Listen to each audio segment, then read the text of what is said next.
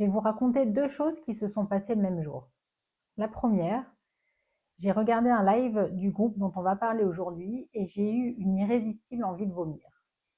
Et la deuxième, c'est mon fils, 9 ans, assis à côté de moi, qui lui a fermé les yeux et a dit: Maman, on dirait la musique qu'il y avait dans le 4x4 quand on était en Égypte. » Même instant, même musique et 2 systèmes nerveux qui n'entendent pas la même chose.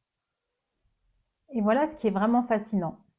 Je suis née au Maroc, j'ai grandi dans les Émirats, j'ai joué avec des musiciens gnawa, j'ai baigné toute mon enfance dans les quarts de ton et la microtonalité, dans ces sons que l'Occident ne connaît pas. Et pourtant, c'est moi qui ai eu envie de vomir. Et mon fils, lui, il a reconnu les dunes de l'Égypte. Aujourd'hui, on va comprendre pourquoi et sur ce que ça dit sur le fonctionnement de vos cerveaux et sur celui de vos enfants. Bienvenue dans le laboratoire des sons, le laboratoire où on décortique la musique pour mieux la ressentir. Tout à l'heure, je vais vous demander de trouver un moment précis dans Fabiank, un endroit où la boucle se résout, où le groove arrive, où quelque chose dans le corps lâche. Gardez cette image en tête, on y reviendra.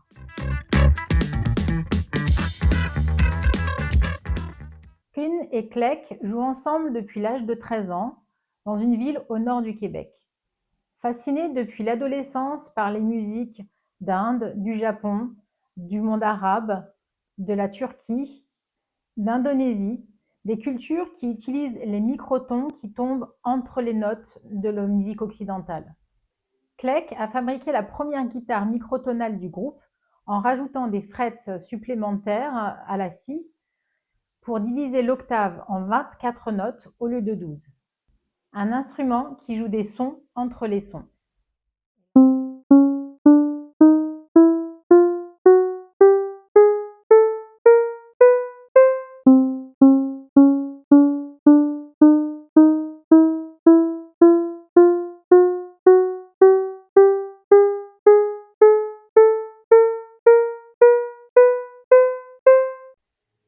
L'histoire des masques. Leur costume a d'abord été conçu comme une blague. Après s'être vu refuser le fait de jouer 2 soirs consécutifs dans la même salle, ils ont joué d'abord un soir sous leur vraie identité et un autre déguisé. Le 4 décembre 2025, leur performance au Transmusical de Rennes a été captée par la radio américaine KEX de Seattle et s'est répandue comme une traînée de poudre aux 4 coins d'Internet. 14 millions de vues, 5 pressages du volume 1 épuisé, des exemplaires arrachés jusqu'à 1 500 € sur le marché secondaire, des concerts sold out à l'international dès leur mise en vente.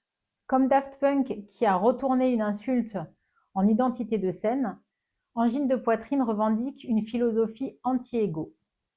Pas de vrai nom, pas de drama, juste de l'art brut. Quand on sait que le dadaïsme, influence revendiquée par le groupe, est né en réaction à la guerre et à l'écrasante pesanteur de la vie moderne, on peut entendre cette musique comme un écho de la même démarche. Et puis, il y a le nom lui-même. Angine de poitrine. Le nom agit comme une dissonance cognitive immédiate. Ce n'est pas un hasard, c'est un acte artistique délibéré. Un vocabulaire médical, clinique, anxiogène, collé à l'univers du rock. Et votre cerveau reçoit un signal d'alerte avant même d'avoir entendu une note. La musique a déjà commencé à agir sur votre système nerveux et vous n'avez encore rien écouté. C'est du génie ou de la provocation, probablement les deux.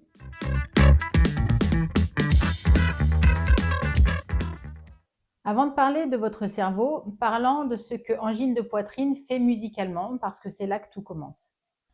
Leur architecture sonore repose sur un principe simple en permanence, vertigineux en réalité. 2 boucles qui se superposent progressivement.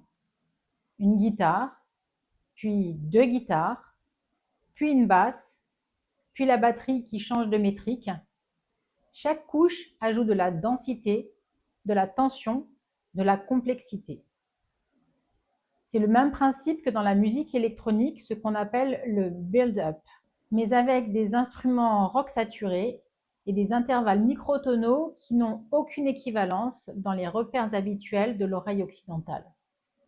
et puis le groove arrive.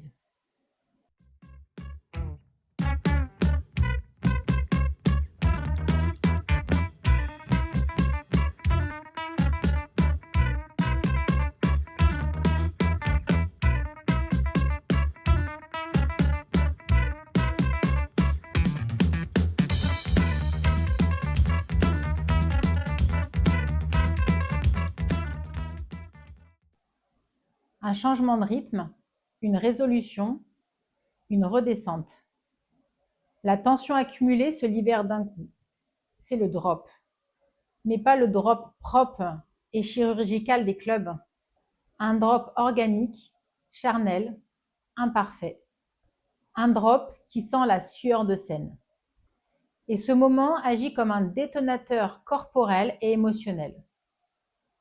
Le corps et le cerveau réagissent en parfaite synchronisation. Et quand la libération arrive, ce sont des opioïdes endorènes qui sont produits par votre propre cerveau qui se lient à leurs récepteurs dans les zones de récompense. Et de votre cerveau, du coup, se médicamente lui-même. Ce n'est pas de la musique agréable, c'est de la musique efficace. Si vous avez vu la vidéo sur Jackie Venson, vous vous souvenez de cet empilement de boucles construit depuis le silence, couche par couche, jusqu'à ce que la salle soit en feu. Angine de poitrine fait exactement la même chose, la même architecture. Mais là où Jackie Venson empilait la clarté, Angine de poitrine empile la tension. Deux bâtisseurs, deux matières, un seul principe neurologique. Alors, qu'est-ce qui se passe vraiment dans votre cerveau quand vous écoutez Angine de poitrine? Votre cerveau cherche un repère, il n'en trouve pas et il redouble d'efforts. Le matrock de Angine de poitrine repose sur des signatures rythmiques asymétriques, changeantes et hautement complexes. Votre cortex préfrontal travaille à plein régime sans pouvoir se mettre en pilotage automatique. C'est de la gym neuronale intensive. Pour une oreille formée aux 12 demi-tons standards, ces notes n'existent pas. Votre cerveau doit en créer les repères en temps réel. C'est de la plasticité pure et ça coûte de l'énergie. Le nerf vague, qui est la grande autoroute du système nerveux parasympathique, passe tout près du tympan et de l'oreille interne. Des fréquences microtonales très saturées, associées au fort volume d'un live, peuvent le stimuler mécaniquement par conduction tympanique. Résultat, un inconfort viscéral, un nœud dans la gorge et une envie de vomir. Votre système nerveux n'a qu'un seul objectif, c'est maintenir l'équilibre intérieur. C'est ce qu'on appelle l'homéostasie. Et face à un territoire sonore entièrement inconnu, eh bien, il se défend. Ce n'est pas un rejet artistique, ce n'est pas non plus un rejet de la microtonalité. On y reviendra. C'est simplement votre système nerveux autonome qui parle. Et si vous persistez, votre cortex auditif va commencer à comprendre la grammaire musicale d'angine de poitrine. L'amygdale réalise qu'il n'y a pas de danger réel, le nerf vague se détend et la libération de dopamine qui suit est d'autant plus puissante que la tension accumulée était longue. Si vous avez vu la vidéo sur Puccini et le coro a bocca chiusa, vous vous souvenez de ce que nous avions découvert ensemble. Le nerf vague peut être stimulé par la vibration, apaisé par le humming et ramené à l'équilibre par le juste son. Ici, c'est le mécanisme inverse. Alors que Puccini régule le nerf vague par la douceur, angine de poitrine le challenge par la saturation. L'un est la main tendue, l'autre est le bras de fer. Et ce jour-là, mes ressources étaient à sec.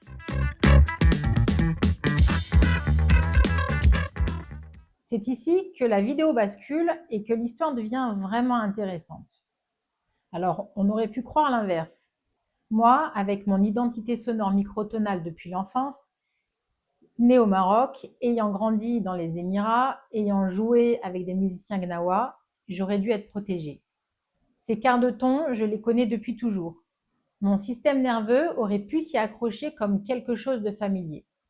Mais ce n'est pas ce qui s'est passé. Parce que l'ISO n'est pas un bouclier, c'est une empreinte.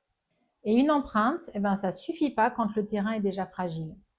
La vérité, c'est que mon nerf vague était déjà sous pression. Une vie dense, une charge mentale importante, Un système nerveux autonome qui navigue en permanence à flux tendu. Et la musique de poitrine, avec ses saturations, ses fréquences imprévisibles, son volume de scène, a tout simplement dépassé son seuil de tolérance du moment. Les microtons de mon ISO étaient là, reconnus, mais pas assez puissants pour calmer mon nerf vague déjà mis à mal. Ce n'est pas la musique qui a provoqué la nausée, c'est ma jauge qui était déjà presque pleine. Et la musique n'a fait que verser la dernière goutte. Et ça change tout à la lecture de la réaction, parce que ce n'est pas un rejet, c'est un signal. Mon système nerveux me disait quelque chose d'important sur mon état, dans ce contexte-là et à ce moment-là. Mon fils, lui, a 9 ans, a un système nerveux intact et un souvenir simple. 4-4 dans les dunes d'Égypte. Sa jauge était vide, sa curiosité pleine, pas de charge, pas de tension accumulée, juste une oreille ouverte qui a reconnu une couleur sonore et qui l'a reliée librement à un souvenir heureux.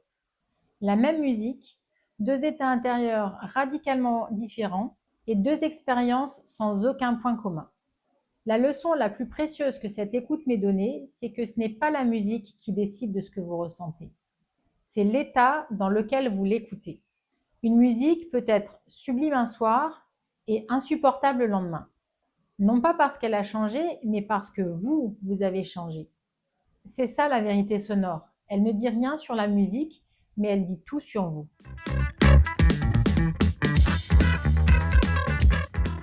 Alors une deuxième chose, et je vous la livre avec beaucoup de précaution parce qu'elle ouvre une réflexion qui va bien au-delà de l'analyse musicale. Quand j'ai ressenti la première fois ce nœud dans la gorge, cette nausée, j'aurais pu en conclure que je n'aime pas ce groupe.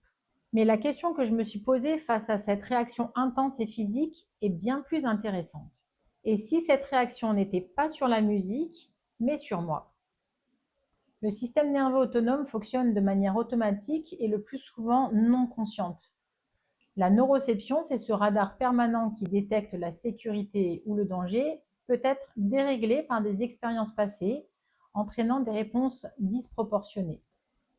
La musique d'angine de poitrine, avec ses fréquences microtonales et ses rythmiques imprévisibles, est l'un des stimuli sonores les plus exigeants pour le système nerveux autonome.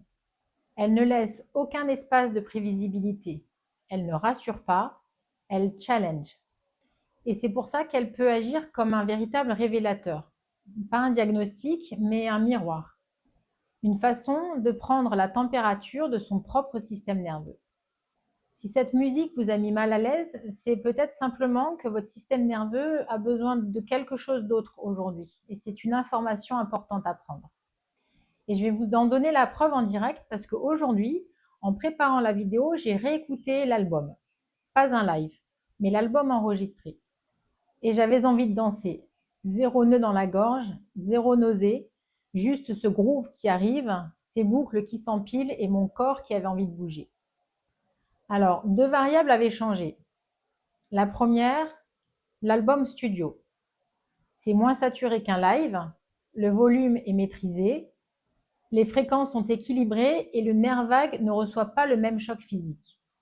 Et la deuxième, et c'est la plus importante, je ne suis plus dans le même état. La jauge n'est pas pleine de la même façon.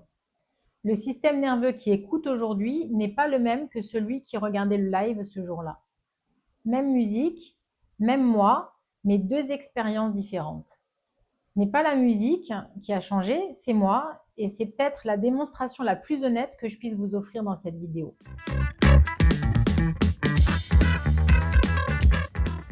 Alors avant de commencer, je vais vous expliquer ce qu'on est en train de faire neurologiquement. La musique d'angine de poitrine fonctionne par couches, des boucles qui s'empilent, un rythme qui se décale et une résolution qui arrive quand on ne l'attend plus. Si vous subissez cette architecture, votre système nerveux est en mode survie. Alors que si vous surfez dessus, vous êtes en mode plasticité. Vous vous souvenez du moment que je vous ai demandé de garder en tête au début? Cette résolution, ce groove, eh bien on y est. C'est maintenant que vous allez le trouver vous-même. Alors, lancez Fabienc. C'est exactement la différence que nous allons construire niveau par niveau. Alors, installez-vous assis ou debout et les deux pieds bien à plat sur le sol. Vos mains vont être posées sur vos cuisses. Votre seule mission, trouver la pulsation de base, ce rythme qui revient. Pas les changements de rythme, pas les ornements, mais la colonne vertébrale rythmique du morceau. Et quand vous l'avez trouvé, tapez avec votre main droite sur votre cuisse droite, un temps après l'autre. Alors pourquoi ça marche? Parce qu'en musicothérapie réceptive, ancrer le corps sur une pulsation stable envoie au système cerveau autonome un sentiment de sécurité.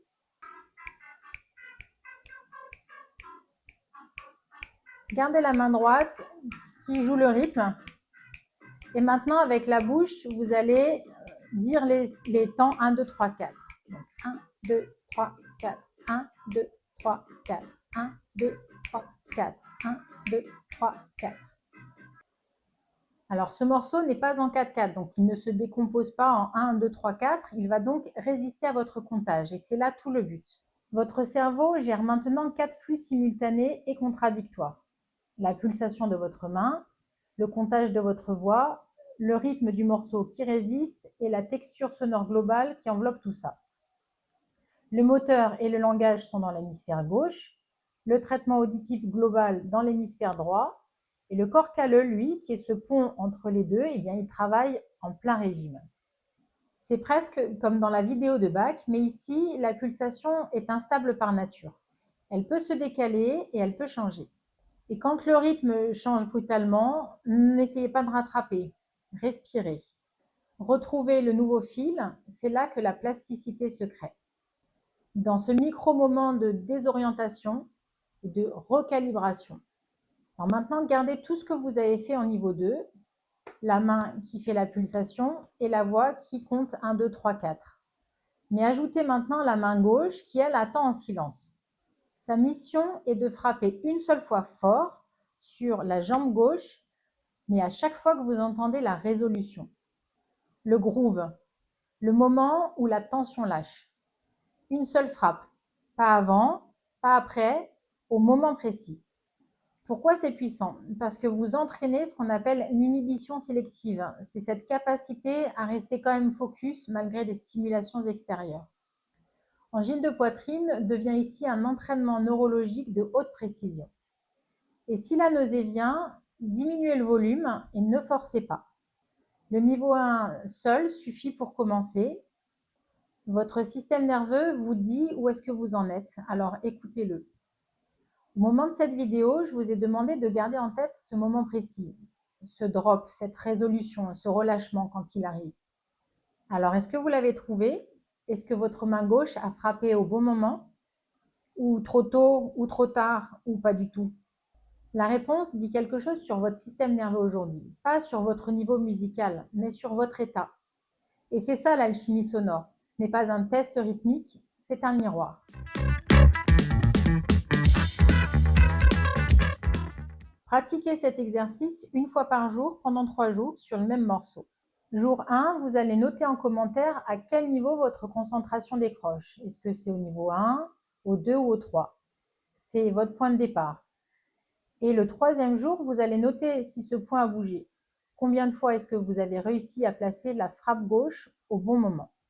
Dites-moi en commentaire à quel niveau votre concentration a décroché.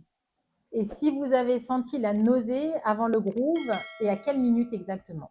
Ces données construisent les prochaines vidéos. Chaque commentaire est une mesure.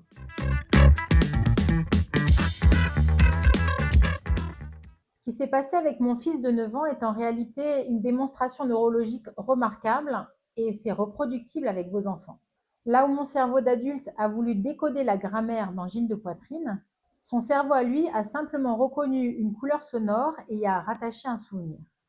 Le cerveau de l'enfant n'a pas encore de case rigide pour classer les sons. Il n'est pas perturbé par les quarts de ton. Il les explore avec une curiosité naturelle et les relie librement à des souvenirs. Alors, vous allez lancer l'écoute du morceau de Fabienc ou de Métazilek sans rien dire sur le groupe au préalable. Donc, pas de titre, pas d'explication, juste la musique. Et vous allez leur poser une question. À quoi ça vous fait penser? Un endroit, un souvenir, une couleur, un animal? Laissez-les répondre sans jamais corriger parce qu'il n'y a aucune mauvaise réponse. Et vous allez ensuite faire un pont culturel. Donc si un enfant nomme un pays, une région, une tradition, c'est une porte d'entrée magnifique sur les musiques du monde, le système d'accordage non occidentaux et la richesse des cultures sonores.